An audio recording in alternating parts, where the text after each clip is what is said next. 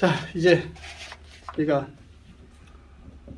성막이 어떻게 지어졌는지 구조물까지 우리가 확인했습니다. 이제 그 구조물 뚫고 성막 안으로 들어가서 성소를 향해서 우리가 들어가도록 하겠습니다. 성소에 뭐 좀 그려놓고 시작을 할게요. 자, 성소는 이렇게 구조가 되어 있습니다. 이 성소는 둘로 나눠지는데요. 이 부분을 우리가 성소라고 이야기하고요. 이 부분을 우리가 지성소라고 이야기합니다. 스페인어로, 제가 스페인어를 좀 알아서 얘기하는데, 여기를 루갈 산토라고 이야기하고요. 여기를 루갈 산티시모라고 이야기를 합니다. 자, 첫 번째 이렇게 들어가면, 입구에 들어가면, 오른쪽에, 들어가서 오른쪽에 떡상이 있고요. 정면에 향을 피우는 분향단이 있고, 왼쪽에 불을 피우는 등잔이 있습니다. 자, 옆편에 등잔부터 우리가 한번 살펴볼게요. 등잔에 대해서는 출애굽기 25장 31절에 자세하게 나와 있습니다. 31절부터 40절까지. 그리고 또 27장, 출애굽기 27장 20절부터 21절에 또 나와 있는데요. 등잔의 의미는, 자, 등잔을 일단 한번 볼게요. 어떻게 만드느냐. 등잔은 성경 읽어보시면 알겠지만, 순금 1달란트, 약 35kg 정도 된다고 그랬습니다. 1달란트를 가지고 녹여서 부어서 만드는 것이 아니라 망치로 두들겨서 만듭니다. 망치로 두들겨서 만들어요. 그리고 두들겨서 만들어서 그거를 가운데 기둥이 있고 이렇게 3개 날개가 양쪽에 나가서 총 7개의 등잔이 있습니다. 그림을 간단하게 그려볼게요.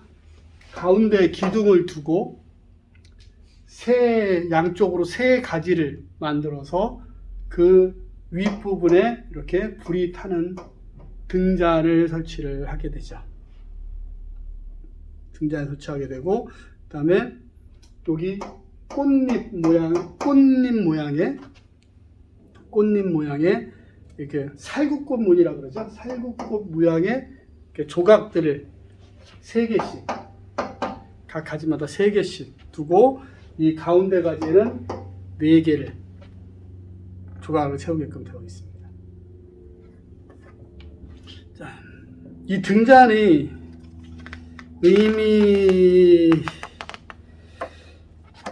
등잔에서 빨리 나갈게요. 등잔이 의미하는 것은 이 성소 안에는 저 등대 위에는 불을 밝힐 것이 없습니다.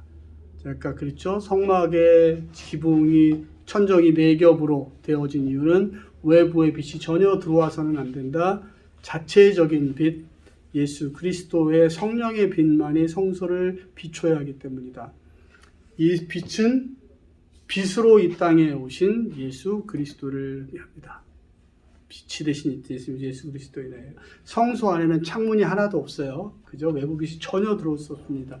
오직 예수 그리스도 대신 예수 그리스도의 빛 대신 예수 그리스도의 빛만이 하나님의 성막을 비춰야 합니다. 그러면 그 예수의 빛 대신 예수가 그 성막이 우리라고 그랬죠. 나라 그랬죠. 나를 비춰주시는, 나를 밝게 해주시고 나를 밝음으로 위치하게 하시는 그 빛이 나에게 있으므로 나도 역시 그 빛을 내가 받아서 세상에 빛이 된 삶을 살아야 되겠죠. 빛을 전하는 삶이. 그렇죠? 근데 만약에 그 성소의 빛이 등잔이 아닌 다른 빛이 들어왔다면, 근데 그 빛을 내가 분별하지 못한다면, 자, 우리는 속게 되는 거죠. 유혹에 현혹되는 거예요. 마귀에 현혹되는 거예요. 많은 경우에 우리는 그런 현혹들을 당할 수가 있어요. 하나님의 말씀인 것처럼, 하나님의 음성인 것처럼 우리에게 다가오는 많은 것들을 우리가 분별할 줄 알아야 해요. 우리가 분별하지 못하면 성막 안에서 우리가 성막 안에 거하지 못하면 그 빛이 예수님의 빛인지 예수님의 빛이 아닌 유혹의 빛인지 우리가 분간하지 못하고 거기에 사탄의 계략에 넘어갈 수가 있어요. 그러니까 우리가 성막 안에 하나님 안에 정말 거하는 것, 하나님 안에 거하는 것이 그만큼 중요합니다. 그리고 예수님의 빛을 우리가 바라보고 그 빛에 익숙해져야지만 이 빛이 예수님의 빛이다. 이 빛은 예수님의 빛이 아니야. 예수님의 빛이 이렇게 약하지가 않아. 혹은 예수님의 빛이 이렇게 번쩍거리지 않아 하는 것을 우리가 느낄 수가 있죠. 근데 우리가 그 빛에 익숙해지지 못하면 그걸 분간할 수가 없어요. 그렇죠? 그러니까 우리가 빛 대신 예수 안에서 거하면서 그 빛에 익숙해지는 우리의 삶이 되어야 될 것 같습니다. 그리고 이 등대는 두드려서 만든다 그랬죠? 많이 맞아야 돼요. 금은 뭐라 그랬죠? 예수님이라고 그랬어요.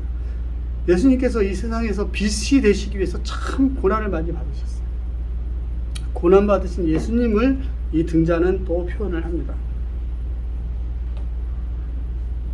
골로새서 1장 24절 말씀처럼 나는 이제 너희를 위하여 받는 괴로움을 기뻐하고 그리스도의 남은 고난을 그의 몸된 교회를 위하여 내 육체에 채우노라 라고 바울 선생님이 얘기했죠. 그 바울 선생님이 그리스도를 위해서 받는 고난을 기뻐했다. 왜냐? 그리스도께서 고난을 받으셨어요. 그리고 아직도 더 받으셔야 할 남은 그 고난을 내가 받는 게 난 너무나 기쁘다. 예? 이렇게 얘기하셨어요. 그 예수님이 왜 고난을 받으셨느냐? 교회를 위해서, 나를 위해서, 그죠? 나를 위해서 지금 고난을 받으신 그 예수님을 우리가 등잔을 보면서 기억할 수 있어야 되겠죠. 그리고 성령의 이 등대에 불을 위해서는, 불이 켜지기 위해서는 기름이 필요합니다. 등유가 필요해요. 감람유를 사용하죠. 이 등유가 필요한데 이 등유는 예수님께서 이 땅에서 빛 되신 예수께서 사역을 하실 때 예수님은 늘 무엇을 하셨어요? 기도하셨어요. 성령의 도우심을 구하셨고 성령의 충만함을 구하셨어요. 하나님이신 예수님도 이 땅에서 혼자 독단적으로 어떤 사역을 하지 않으시고 꼭 성령의 도우심을 의뢰하고 도우심을 구하고 성령과 함께 이 땅에서 사역을 하셨어요. 예수님이 돌아가시기 전 마지막 날 밤에 예수님이 땀이 피가 될 만큼 간절히 기도하셨다고 그랬어요. 그죠? 우리도 이 등대를 보면서 이 등대에 기름이 멈추어지면 불을 발할 수 없듯이 우리가 이 등대를 통해서 성령님의 끊임없는 공급하심과 성령님의 충만하심을 우리가 덧입지 않으면 세상을 향해서 우리가 빛을 발할 수가 없어요.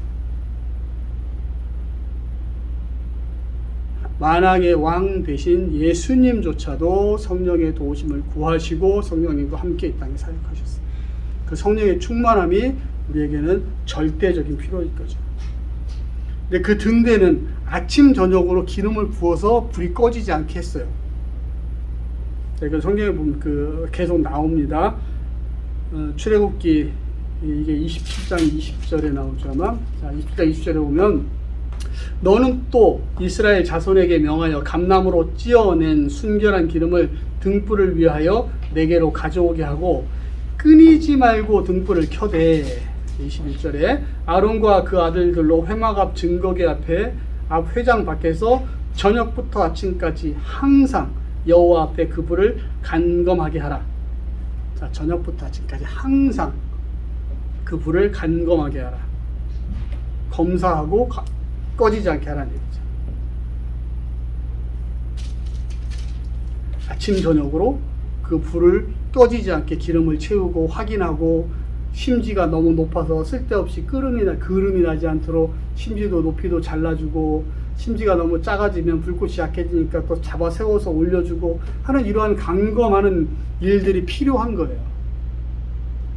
자, 우리가 성령 충만하기 위해서는 우리의 자세들을 늘 이렇게 내가 혹시 지금 심지가 너무 웃자라서 그름을 만들고 있는 것은 아닌지, 아니면 내 심지가 너무 줄어들어서 많이 타버려서 내가 불꽃을 잘 내지 못하고 있는 것은 아닌지, 나의 기름이 떨어지는 것은 아닌지 늘 감검하는 것이 필요합니다. 그리고 항상 이 성때 불은 24시간 켜져 있어야 합니다. 아침 저녁으로 가서 불이 꺼질 염려가 있을까 간검하고 검사해서 항상 불이 켜져 있게끔 해야 돼요.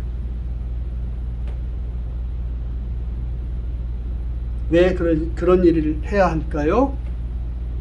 빛이라고는 이것밖에 없는 곳에 빛이 없어지면 제사장들이 들어가서 사역을 할 수가 없죠. 일을 할 수가 없어요. 진설병에 떡을 똑바로 놓을 수 없고요. 향단에서 불을 잘 피울 수가 없고, 그 안에 들어가서 어쩌면 그 어마어마한 에봇 제사복을 입고 들어가다가 발로 밟아서 아마 옷을 밟아서 넘어질 가능성도 있겠죠. 그러니까 우리가 성령에 이렇게 충만하지 않고 스스로 늘 점검하고 그 앞에 겸손하게 나를 점검하지 않으면 우리가 아무리 구원을 받고 확신을 얻고 죄사함을 받고 하나님의 존재 앞에 나아갔다 하더라도 우리는 주저앉을 수 있고 쓰러질 수 있고 무너질 수 있어요. 성령의 충만함이 우리한테 늘 있지만 우리가 그 심지의 높이를 조절하지 못하면 그 성막 안을 검은 그름으로 만들어버리는 그런 또 옳지 않은 행위를 할 수도 있고요. 우리가 심지가 너무 좁아서 피워야 할 만큼의 불꽃을 내지 못하면 필요한 밝기를 빛을 우리가 제공할 수 없게 되는 상황도 됩니다. 성령의 충만함을 통하여서 우리가 늘 우리의 신앙과 우리의 자세와 우리의 마음가짐을 점검할 필요가 있어요. 그래서 우리가 어떻게 점검할 수 있냐? 내가 혼자 할 수 있느냐? 천만의 말씀이죠. 우리는 그것을 할 수 있는 능력이 없어요. 성령의 충만함을 통하여서 빛 대신 예수 그리스도께서 우리에게 그 조명하여 주시고 비춰 주실 때 우리가 깨닫고 거기에 따르는 삶을 우리가 살아야 합니다. 성령에 충만해야 돼요. 자, 왜 성령에 충만해야 되냐? 히브리서 11장 6절 말씀에 믿음이 없이는 하나님을 기쁘시게 못하나니 하나님께 나아가는 자는 반드시 그가 계신 곳과 또 그가 자기를 찾는 이에게 상 주시는 힘을 믿어야 할지니라. 여기서 하나님 주시는 상은 무엇일까요? 성령입니다. 성령입니다. 우리가 믿고 하나님께 나아가는 자는 하나님이 우리에게 성령을 상으로 주십니다. 그 성령이 우리가 충만해져야 돼요. 성령이 충만해져야지만 이 안에서 말씀을 이해할 수 있고 기도를 할 수 있어요. 그럼 성령이 충만해지는 방법은 무엇이 있을까요? 예. 성령은 내가 만들어내는 게 아닙니다. 나에게서 나오는 게 아니에요. 성령은 오직 하나님께로부터 와요. 왜? 성령은 하나님의 또 다른 위이시기 때문에. 아버지 하나님이 계시고 아들 예수님이 계시고 성령 하나님이 계세요. 세 분이 다 하나님이시죠. 그러니까 하나님께로부터 성령은 오는 거예요. 그 하나님이 나에게 임재하시는 거예요. 이것이 하나님과 내가 연합하는 거예요. 이것이 하나님이 내 안에 거하시는 거예요. 그렇기 때문에 그 하나님이 내 안에 오시기를 누구에게 구해야 되느냐면 하나님께 구해야죠. 하나님께서 성령 주시기를, 하나님께서 내게 임하시기를 기도해야 합니다. 그리고 그 성령을 보내시겠다고 약속하신 분이 누구시냐? 예수 그리스도세요. 그러니까 그 예수 그리스도의 말씀, 예수 그리스도에 대한 믿음을 통해서 우리가 성령을 얻을 수가 있어요. 그 믿음을 통해서. 그러니까 예수 그리스도의 믿음이 충만한 곳이 곧 다른 말로 하면 성령이 충만함이에요. 왜 그렇게 이야기할 수 있느냐? 예수님께서 말씀하시기를 성령이 너희에게 임하여 너희가 나를 알 수 있다 얘기하셨고 나를 증거할 수 있다 그랬어요. 성령이 우리한테 오시는 이유는 다른 거를 해주기 오시는 게 아니라 우리가 예수 그리스도를 알게 하시고 우리가 예수 그리스도의 증인이 되게 하시고 예수를 증거하게 해주시기 위해서 오시는 거예요. 그러니까 우리가 예수 그리스도의 믿음이 충만하면 그만큼 성령이 충만할 수가 있는 거죠. 그다음 세 번째로 예수님께 붙어 있어야 돼요. 예수님께 붙어 있어야 돼요. 왜냐하면 성령을 우리에게 보내시겠다고 약속하시는 이유가 예수님이세요. 하나님이세요. 하나님께 붙어 있어야 돼요. 예수님께 붙어 있어야지만 우리가 성령 충만함을 얻을 수 있어요. 자, 그것이 우리가 지금 예수님께 붙어 있을 수 있는 것이 이 세계에서 이제 어떤 방법이 있을까요? 여러 가지 방법들이 있을 수 있을 텐데, 오늘 교회에 소속되어 있는 거, 공동체에 소속되어 있는 거 중요한 이야기입니다. 꼭 그것만이 답은 아니지만 어느 공동체에 소속돼서 함께 우리 그 널판에 대해서 배웠죠. 널판처럼 서로 잡아주고 지켜주고 세워주고 그렇게 함을 통하여서 예수 안에 붙어 있어야 됩니다. 그리고 마지막으로 그 성령이 내게 오시면 성령님이 오신다는 것을 인정을 하고 내가 예수가 믿어진다. 구원이 믿어진다. 영생이 믿어진다. 자, 성령님이 오신 거예요. 오시지 않으면 믿어질 수가 없어요. 그 성령이 오신 것을 내가 인정을 하고 성령이 계신 것을 인정을 하고 오시면 웰컴, 환영하고 감사합니다. 와주셔서 감사합니다 하고 모셔드려야 돼요.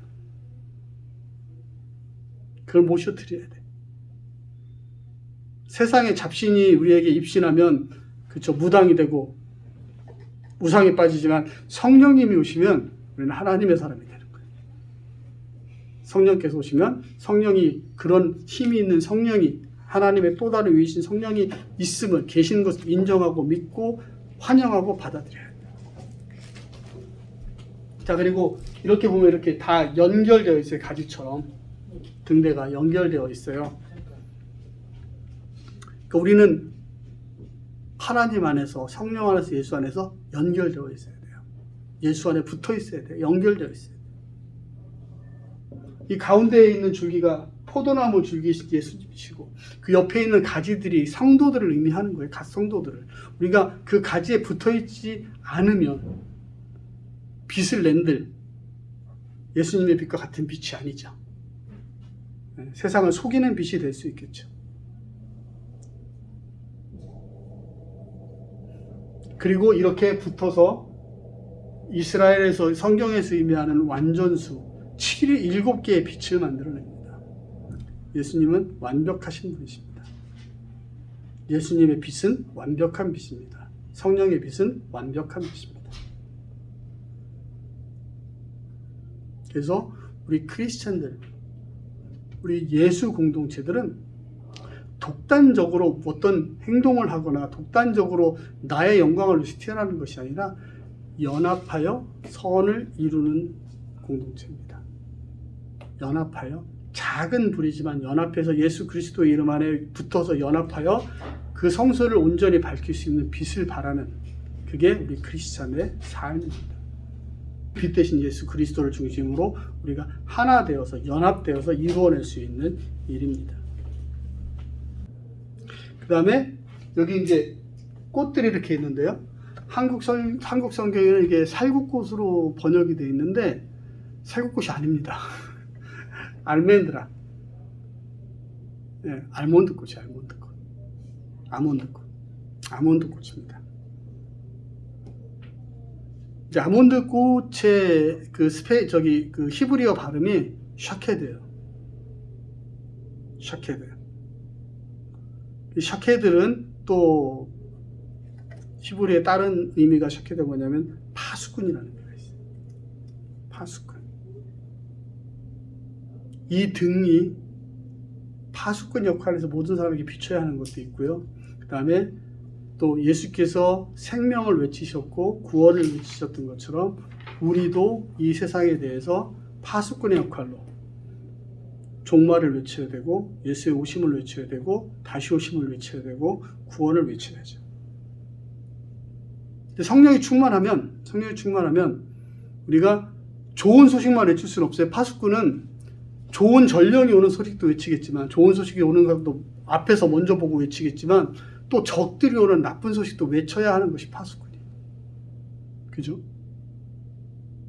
그러니까 이스라엘이 멸망할 때 북이스라엘 남유다가 바벨론과 그 아수르에 멸망할 때 그때의 선지자들의 공통점이 무엇이었냐면 하나님의 참 복음을 참 말씀을 선포하지 않았어요.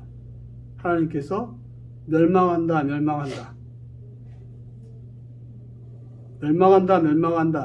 했을 때 에스겔이 외쳤고 예레미야가 외쳤어요. 근데 그 에스겔과 예레미야를 그 많은 선지자들은 다 옥에 가두고 입을 다물게 만들었죠. 근데 참 파수꾼은 이야기를 해야 돼요. 성령 충만한 자는. 성령 충만한 자는 세상에 빛을 내는데 그 빛은 올바른 길을 제시해야 되는 거예요. 이 세상에 가야 할 올바른 길을 제시하는 거. 파수꾼의 역할을 감당해야 되는 거예요. 적이 오는 것을 알려야 도망가거나 대응할 준비를 할 수 있고, 좋은 소식이 오는 것을 알려야 환영할 준비를 하고 있는 것처럼, 그 쉐케드의 그 자기의 역할을 감당하지 못하면 그 빛이 무용지물이 되어버릴 수가 있죠. 그래서 우리는 빛의 삶, 빛의 삶, 파수꾼의 삶을 역할도 충분히 감당해야 됩니다. 그리고 이 등대는 아까 처음에도 말씀드린 것처럼 금 1달란트를 두드려서 만들었어요. 귀하죠. 이 성소 안에 값어치로 따져서 이것보다 비싼 것은 없어요. 성소 안에 3가지 물건 중에서 금 1달란트가 들어간 것은 이거밖에 없어요. 나머지는 금 1달란트까지 들어가진 않아요. 그러니까 성령 충만한 것이 좀 우리가 하나님을 따르는 주의 백성으로 사는 것에서 가장 값진 일이다.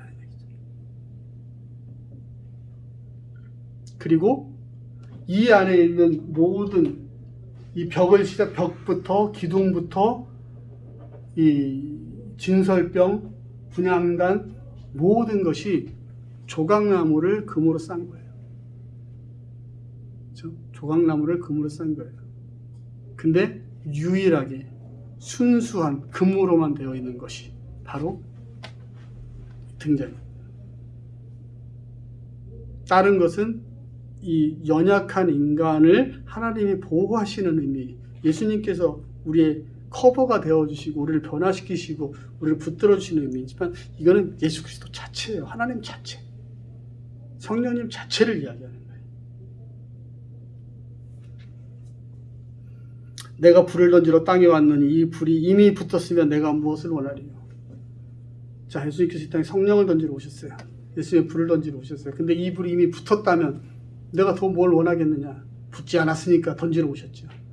예수님이 던지고 가셨는데 그 불이 붙지 않는다면 그 불을 우리에게 던지셨는데 그 성령의 불을 던지셨는데 우리가 그 불을 피우지 못한다면 우리 예수의 사람이 될 수가 없겠죠. 예수의 사람이 아니겠죠. 저 누가복음 24장 말씀처럼 볼지어다 내가 내 아버지께서 약속하신 것을 너희에게 보내리니 너희는 위로부터 능력이 뵐 때까지 성에 머물라. 성령 충만함은 우리의 능력입니다. 동시에 하나님의 약속하신 것입니다.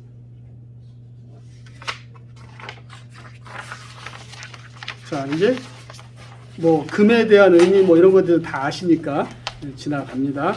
그 다음에 이제 떡상으로 가겠습니다. 자, 들어가면 오른쪽. 자, 이쪽 입구가 동쪽이라 그랬어요. 그죠? 이쪽이 서쪽이에요. 그죠? 그럼 이쪽은 북쪽에 해당하는 부분에 떡상이 있습니다. 남쪽에 해당하는 부분에 촛대가 있고 북쪽에 해당하는 부분에 떡상이 있습니다. 이 떡상의 크기는 가로 세로 2규빗, 1규빗이에요. 2규빗과 1규빗. 그러니까 뭐 한 8 길이 정도 넓이에 길이의 폭은 뭐 이렇게 8 절반 이 정도 되죠. 그리고 높이는 1.5규빗이에요. 1.5규빗이면 얼마 정도 되나? 75cm 정도? 그러니까 책상, 조금 높은 책상 높이 정도 되겠죠. 이 떡은 말씀을 의미해요. 우리가 이 말씀을 갖고 양식이라고 하잖아요. 생명의 양식이라고 먹는 거. 떡은 말씀을 의미해요. 그 말씀 대신 예수 그리스도를 의미하는 거죠. 나는 하늘에서 내려온 살아있는 떡이니 사람이 이 떡을 먹으면 영생하리라. 내가 줄 떡은 곧 세상의 생명을 위한 내 살이라 하시니라. 요한복음 6장 56절의 말씀이시죠. 떡은 하나님 예수님을 의미합니다. 말씀을 의미하는 겁니다. 그럼 예수님을 어떻게 먹어요? 그 떡이 예수님인데 어떻게 우리가 먹을 수 있어요? 감히. 자, 예수님을 먹는다는 것은, 떡을 먹는다는 것은 거기에 있는 그 떡을 먹는 의미가 아니라 말씀을 먹는 것이 의미예요. 말씀을 먹는 것. 우리의 영적인 양식이 되는 말씀을 먹는 것을 의미합니다. 말씀이 육신이 되어 우리 가운데 거하시면 우리가 그의 영광을 보니. 말씀이 육신이 되어서 오신 게 예수님이세요. 그러니까 우리가 떡을 먹는다는 것은 그분이 또 자기가 떡이라고 그러셨잖아요. 그러니까 우리가 그 떡을 먹는다는 의미는 예수님께서 내 몸을 먹으라 하는 이야기는, 내가 주는 떡을 먹으라는 얘기는 말씀을 먹으라는 얘기예요. 말씀을 그냥 듣고 귀에 듣고 그냥 지식으로만 남기라는 게 아니라 먹어서 소화를 시켜서 그걸 통해서 내 몸이 자라고 살이 찌고 피가 되고 살이 되게 하라는 얘기예요. 뼈가 되게 하라는 얘기예요. 자, 그런데 그 떡은 뭘로 만드냐면 고운 가루로 만듭니다. 고운 가루. 그냥 밀가루가 아니고 아주 고운 가루. 맷돌로 갈아서 만드는 떡입니다. 이 떡을 만들기 위해서 자기의 몸이 으스러져야 되는 거예요. 예수님이 당신의 몸을 으스러뜨려서 그 말씀을 이루셨죠. 예언을 이루셨어요. 당신이 완전히 부서져서 본인이 십자가에 달려서, 십자가의 의미는 아시죠? 고대의 가장 가장 큰 죄인 흉악범들을 벌하는, 그게 십자가의 처형이잖아요. 그렇게까지 본인이 다 으스러지면서. 자, 여기서 한 가지 좀 사담을 좀 말씀드릴게요. 십자가의 처형이 왜 그렇게 흉악범들을 죽이는 처형일까요? 손에 못을 박아서 아프게 해서? 아니면 긴 시간 이렇게 매달려 있게 해서 진을 빼서 죽이기 때문에 고통스럽게 죽여서? 물론 그런 것도 있을 거예요. 근데 십자가가 가장 치욕스러운 형벌인 것은 벌거벗긴 채 매달리는 거예요. 벌거벗긴 채.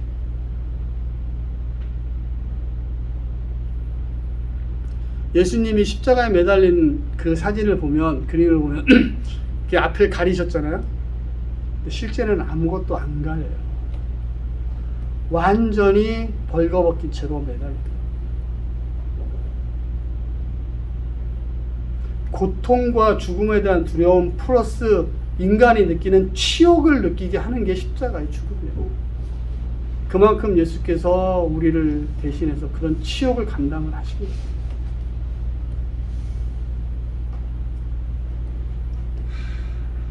골고다의 언덕이 어디 있는지 아세요?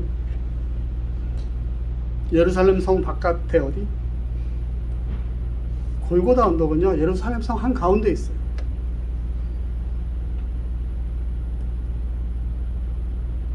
예루살렘 성 한가운데, 그 예루살렘 성의 사람들이 누구나 지나다니면서 볼 수 있는 그곳에 그렇게 달리셨어요. 그만큼 본인이 갈아지신 거예요. 고운 가루가 될 때까지 부스러지신 만큼 부스러지심을 통하여서 우리에게 영생을 허락하시고 구원을 허락하시고. 자, 그리고 이 빵은 각 덩어리를요, 총 12덩어리 빵이에요. 12덩어리 빵의 의미는 바로 아시겠죠? 이스라엘의 12지파를 의미하는 겁니다. 12지파를 의미하는 거예요. 12덩어리의 빵인데 각 빵이 10분의 2 에바로 만들어요. 10분의 2 에바. 10분의 2 에바면 양이 얼마큼 되는지 아세요? 저기 요 물병이 0.5리터죠. 이거 9개. 이거 9개. 네. 이거 9개로 빵 한 덩어리를 만들어요. 그 빵이 작겠습니까? 커요. 근데 그게 그 떡상 아래 들어갈 만한 사이즈로 만들어야 되잖아요. 그러니까 떡상의 길이는 이 2 큐빗 그 다음에 1큐빗이에요. 2 곱하기 1이에요. 2 곱하기 1큐빗이에요. 그 사이즈 안에 들어가게. 그러니까 떡의 넓이가 아마 정말 이 정도 될 거예요. 이 지름 이 정도. 그래서 그 12개를 쌓죠. 쌓고 그 옆에다가 이제 접시를 놓고 물잔을 놓고 주전자를 놓고 이렇게 해서 그 안에 놓는 거예요. 그 떡상 위에.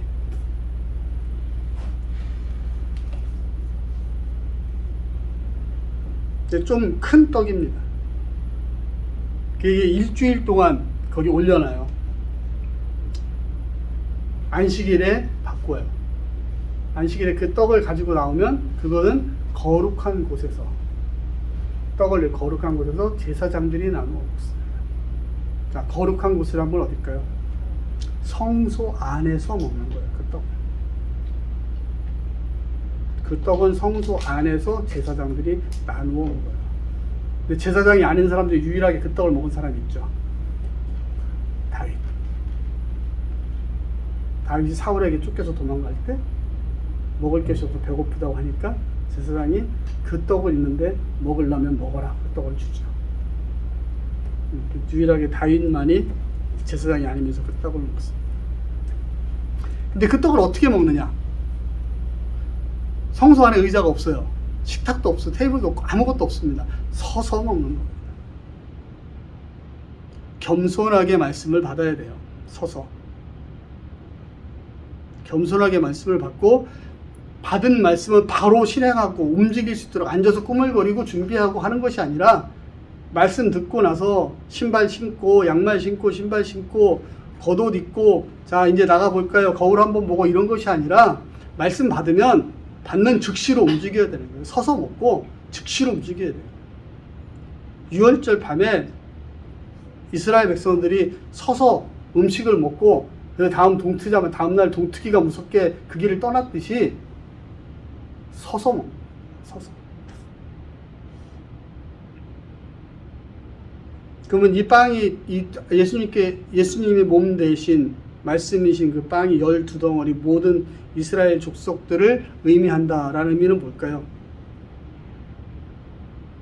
레위 지파 사람들이 성전에 섬기니까 레위 지파 사람들만 말씀을 먹어라는 것이 아니라 모든 이스라엘 백성들이 말씀을 먹어야 한다는 얘기예요. 모든 이스라엘 백성들이 먹어야 돼요.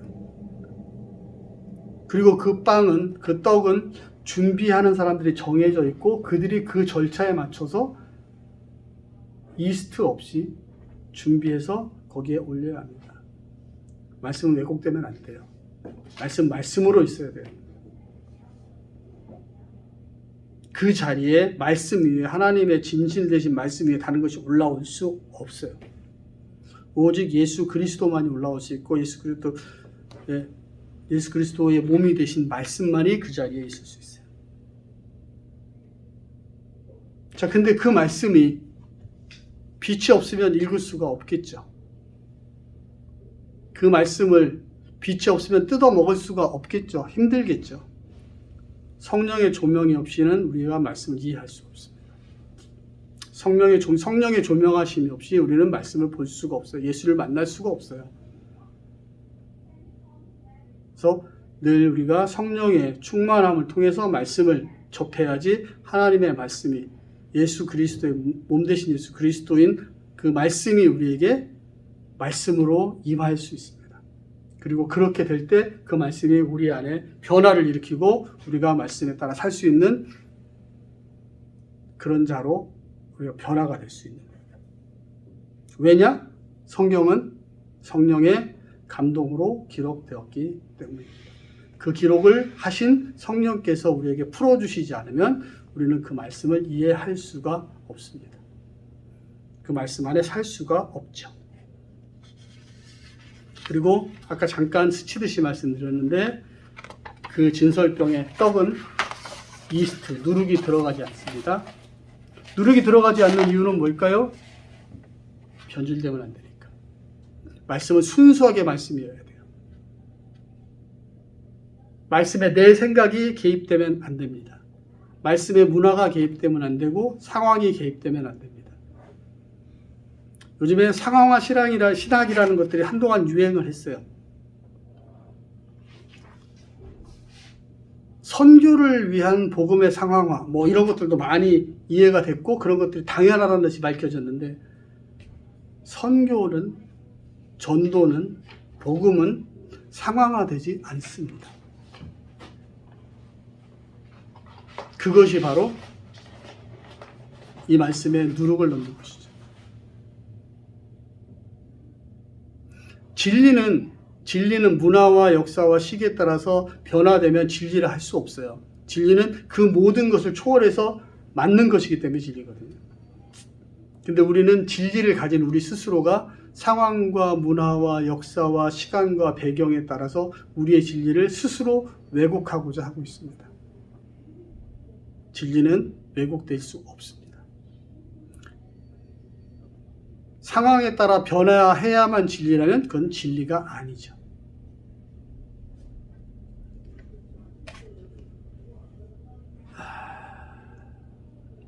자, 그리고 이 말씀을 먹을 때 중요한 것은 또 한 가지 뭐냐면, 성령의 조명을 받아야 되는 것과 동시에 이 맞은편에 뭐가 있다고 그랬죠? 분향단이 있어요. 하나님께 올려드리는 그 향기와 함께 성경 말씀을 먹어야 돼요. 왜냐하면 이 향기는 우리 그 성경에도 이야기하죠. 이사야서에도 우리의 기도가 하나님 앞에 드려지는 아름다운 향기다. 그렇죠? 우리의 향기입니다. 우리 향이 올라가야 돼요. 그래서 늘 기도하면서 먹어야 돼요. 말씀은 기도와 같이 이루어져야 돼요. 말씀이 기도와 함께 이루어지지 않으면 뭐가 되는지 아세요? 말씀만 앞서고 기도하지 않으면 그 말씀이 상대방을 정죄하는 도구가 되어버립니다. 지식으로 쌓일 때. 또 기도만 하고 말씀을 먹지 않으면 뭐가 되는지 하면 샤머니즘이 되어버립니다. 샤머니즘이 되어버려요. 그러니까 기도와 말씀은 너무나 잘 이렇게 조화가 돼야 되고 서로가 서로에게 없어서는 안 되는 그런 상황이죠. 자, 그 다음에 이제 분향단으로 갈게요. 분향단은 말씀드린 것처럼 기도를 의미합니다. 기도를 의미해요. 기도는 우리가 예수님께서 우리에게 가르쳐 주시죠. 내 이름으로 구하는 자 무엇을 구하든 얻을 것이라 하셨죠. 기도는 예수님 안에서 해야 됩니다. 예수의 이름으로 기도해야 하는 거예요. 그리고 이미 주신 걸로 믿고 기도하라고 그랬죠. 믿음을 가지고 기도해야 돼요. 예수님 안에서 믿음을 가지고 기도를 해야 됩니다. 자, 출애굽기 30장 1절에 보면 너는 분향할 단을 만들지니 곧 조각목으로 만들되 장이 1규빗 광이 1규빗으로 네모 반듯하게 하고 고는 2규빗으로 하여 그 뿔을 그것과 연하게 하고, 자, 1규빗 정사각형의 높이는 2규빗의 끝에 뿔을 달으라 그랬어요. 뿔 어디 달았었죠? 우리 아까 번제단에도 뿔을 달았었죠. 그래서 하나님 예수님의 용서하심이 이 땅 온 누리에까지 이르게. 자, 우리의 기도가 온 누리에까지 이룰 수 있도록 뿔을 달아야 합니다. 이것도 역시 조각목으로 만들어서 금으로 쌌어요. 그 의미는 다시 반복 안 해도 이제 너무 잘 아실 테니까. 조각목인 우리를 금으로 싸신 그 위에 기도를 했다. 예수님 안에서 기도하라는 이야기죠. 예수님에서 기도해야 된다는 얘기죠. 기도에는 권세가 있습니다. 왜 권세가 있느냐? 하나님이 성령으로 우리와 함께 거하시고 우리가 연합되어 있기 때문에 우리의 기도는 권세가 있습니다. 우리가 그 예수 그리스도의 이름으로 기도하는 기도는 권세가 있어요. 그래서 그 기도의 권세가 온 천하에, 온 사방에 퍼져나가게끔 뿔을 붙이게 됩니다. 그러니까 분향단의 뿔은 기도의 권세, 기도의 능력을 발휘하는 뿔이고요. 번제단의 뿔은 사죄, 용서하시는 용서의 능력을 온 땅에 퍼치게 하는 뿔입니다. 그 차이점이 있어요. 같은 뿔과 뿔이 권세를 의미하지만 하나의 뿔은 기도의 능력의 권세고, 또 하나는 용서하심의 능력의 권세. 그것이 온 땅에 퍼지게. 그러니까 기도해서 나만 이득을 얻는 것이 기도가 아니고, 예수 그리스도를 통한 구원이 나만의 구원이 된다 그러면 그건 하나님의 뜻이 아닌 거죠. 하나님이 우리에게 원하시는 기도는 우리의 기도의 혜택이 온 땅의 모든 사람에게, 모든 만물에게 그 권세가 임하는 것을 하나님이 원하시는 것이고, 우리의 구원의 확신이 그 뿔을 통해서 온 세상에, 온 우리의 그 구원의 사죄의 능력이 전파되는 것이 하나님의 뜻입니다. 이것도 역시 기도도 말씀과 성령의 조명 안에서 이루어져야 해요. 성령에 충만해야지 우리가 무엇을 구해야 할지, 성령님이 우리에게 기도를 가르쳐 주신다고 하시잖아요. 성령이 우리 곁에서 함께 기도하신다. 그래야지 우리가 성령이 우리에게 기도를 가르쳐 주시고 기도를 말씀해 주셔야 우리가 올바로 구할 바를 구합니다. 그리고 말씀에 의지해서 말씀을 통해서 우리가 기도를 해야지 하나님이 원하시는 기도를 우리가 드릴 수가 있어요. 그러니까 예를 들어서 우리가 기도의 자리에 나아가서 입시철에 우리 대한민국의 많은 교회들이 하고 있는 큰 문제 중에 하나죠. 우리 아이 서울대학교 법대에 입학하게 해 주옵소서. 100일 기도를 열심히 드립니다. 그 기도 하나님이 들으실까요? 그 하나님이 원하시는 기도가 아니에요. 하나님이 원하시는 기도는 우리 아들이 서울대학교 법대에 들어가게 해주세요가 하나님이 원하시는 기도가 아니라, 하나님이 원하시는 기도는 우리 아들이 하나님이 원하시는 자리에 순종함으로 서서 하나님이 맡기신 일을 감당하는 자가 되게 하여 주옵소서 하는 것이 하나님이 원하시는 기도죠. 그러니까 우리 기독교 교회가 어느 날 갑자기 성경에 근거 없는 기도들을 하면서 샤머니즘이 되어버렸어요.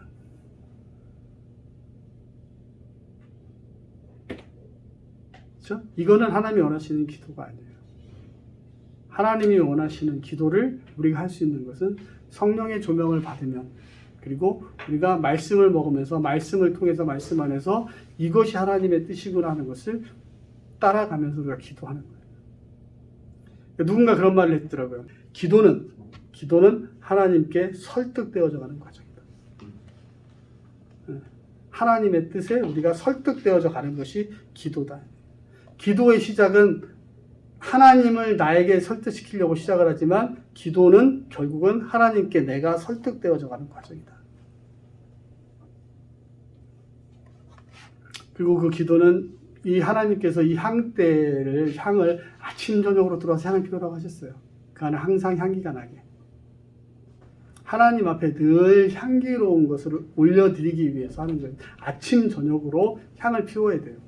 그만큼 우리가 기도는 시도 때도 없이 늘 향이 멈추지 않게 하나님 앞에 우리의 삶의 기도가 올려서 드려져야 된다. 쉬지 않고 기도한다. 쉬지 않고 기도한다면 날마다 무릎 꿇고 앉아서 기도해야 되는 거 쉬지 않고 기도하느냐, 그런 의미가 아니죠. 항상 우리가 하나님 앞에 있다라고 생각하고 모든 일에 하나님 앞에 묻고 하나님께 따르고 주여 하면서, 하나님 어떡할까요? 어쩌면 좋을까요? 하고 늘 하나님 앞에 묻고 따르고 하나님이 내 앞에 계시는 것처럼 하나님과 대화하며 사는 것, 우리 일상이 그렇게 되어지는 것, 그것이 쉬지 않고 기도하는 것. 물론 시간을 정해놓고 무릎 꿇고 기도하고 중요합니다. 근데 쉬지 않고 기도한다는 의미는 늘 하나님과 내 옆에 있는 가장 가까운 친구처럼 대화하고 소통하고 이야기하고, 하나님 어떡할까요? 이거 왜 이러죠? 이렇게 늘 하면서 하나님의 뜻을 구하고 그 뜻에 순종하고 움직이고 사는 것이 하나님과 늘 쉬지 않고 기도하는 거예요. 향의 종류가 있는데요. 이 향은 이제 뭐 소합향, 나감향, 풍자향 뭐 이런 것들이 있는데 그리 중요하지는 않아요. 그냥 한번 쭉 읽어 드릴게요. 소합향이라는 것은 떼죽나무라는 그 나무 진액의 그레를 가지고 만든 거예요. 근데 이게 아플 때 바르는 그런 치료제, 상처 치료제예요. 치료하시는 하나님, 치료하시는 예수님을 의미하는 거예요. 그러니까 나가명은 조개 껍질을 빠서 만드는 거예요. 조개 껍질 빠서. 그러니까 이제 내가 부서져서 그걸 통해서 향을 바라고 우리의 기도가 되어 주시는 예수 그리스도의 그 희생을 의미하는 거고요. 풍자향이란 거는 고무나무에서 고무를 채취할 때 나는 그 향을 이용한 거라는데, 이거 해독제래요. 해독제. 그 우리를 치료하시는 또 하나님 예수님, 그리고 우리를 시험으로부터 막아주시는 예수님에 대한 의미가 있고요. 유향은 뭐 우리가 너무 잘 아는 거예요. 감람나무에서 채취한 송진 같은 것에서 나는 건데, 악취를 제거해주고 그 다음에 뭐 같은 그런 건데, 이 유향은 이스라엘 여자들이 결혼을 할 때 꼭 가져가야 할 의무 집착물 중에 하나래요. 그 집착물 중에 하나라서 이게 그러니까 집안에 어떻게 보면은 뭐라 그러죠? 비상약 같은. 우리 그 머큐름이나 이런 거 알코올을 집에 놔두는 것처럼 비상약이에요. 어디 상처가 나거나 아프거나 굼거나 하면 바르는 약이. 그러니까 시집 갈 때 꼭 가져가는 그 양품 중에 하나라고 해요. 그리고 이 유향이 그 예수님 탄생할 때 돈방 박사를도 들고 왔죠. 그런 향입니다. 그리고 이제 소금이 들어가요. 근데 소금은 이 향료들 어느 것을 만들 때로 다 들어갑니다. 소금이 다 들어가요. 그 소금은 알죠? 우리가 언약의 상징이잖아요. 변하지 않는 거, 썩지 않는 거, 부패를 방지하는 거, 깨끗하게 하는 거, 소독하는 거. 이 모든 향료를 제조할 때 이 소금은 빠지지 않거든요. 레위기 2장 13절의 말씀에도 내 모든 소재물에 소금을 치라. 내 하나님의 언약에 소금을 내 소재에 빼지 못할지니 내 모든 예물에 소금을 드릴지니라. 자, 소금을 포함한다는 것은 그렇게 하나님의 언약 변하지 않는 것을 의미하죠. 변하지 않음으로 우리에게 오셔서 모든 것을 이렇게 만들어 주시는 예수 그리스도. 본인이 빛으로 소금으로 이 땅에 오셔서 우리에게 빛과 소금의 삶을 살으라 이야기하신 예수 그리스도의 모습입니다. 그다음에 출애굽기 30장 10절에 보면 이 분향단을 마무리하면서 이런 얘기를 하세요. 아론이 1년에 한 번씩 이 향단 뿔을 위하여 속죄하니라. 자, 얼마나 우리가 기도를 하면서 하나님 보시기에 참 한심스럽고 안타깝고 죄스러운 기도를 많이 하는지 1년에 한 번씩 그 기도 뿔을 놓고 우리가 속죄를 해야 돼요. 잘못된 기도를 드리고 있어요. 우리 스스로의 기도를 점검해야 됩니다. 기도가 무엇인지를 좀 제대로 알고 기도를 점검해야 돼요. 자, 우리가 하나님이 기뻐하시는 기도를 하는지, 하나님의 나라와 하나님의 영광을 위한 기도를 하는지, 그 기도가 이루어질 거라는 믿음과 기도의 권세에 대해서 확실한 믿음을 가지고 기도를 하는 건지, 그리고 그 향단의 불은 거룩한 제단의 불로만 피워야 되는데 그 목적이 아닌 나의 개인의 사리사욕의 목적을 가지고 사리사욕의 불을 가지고 불을 피우고 있는 것이 아닌지, 하나님이 원하시는 기도를 하는 건지 그렇지 않은지 늘 점검해야 돼요. 이 기도가 우리가 하나님 앞에 올바르지 못한 기도를 올려드릴 수 있는 가능성이 가장 많기 때문에 기도를 통한 우리가 우리가 생각지도 못한 죄를 범할 수 있는 것이기 때문에 대제사장인 아론이 1년에 한 번씩 와서 속죄를 합니다. 그래서 이 성소 안에서 우리는 성소의 지붕에는 뭐가 있다 그랬죠? 천사들이 있어요. 하나님의 임재 아래서 성령의 불로 말씀이신 예수 그리스도를 먹으며 말씀을 먹으며 그 성령과 말씀의 인도하신 가운데에서 하나님이 원하시는 하나님께 기도하며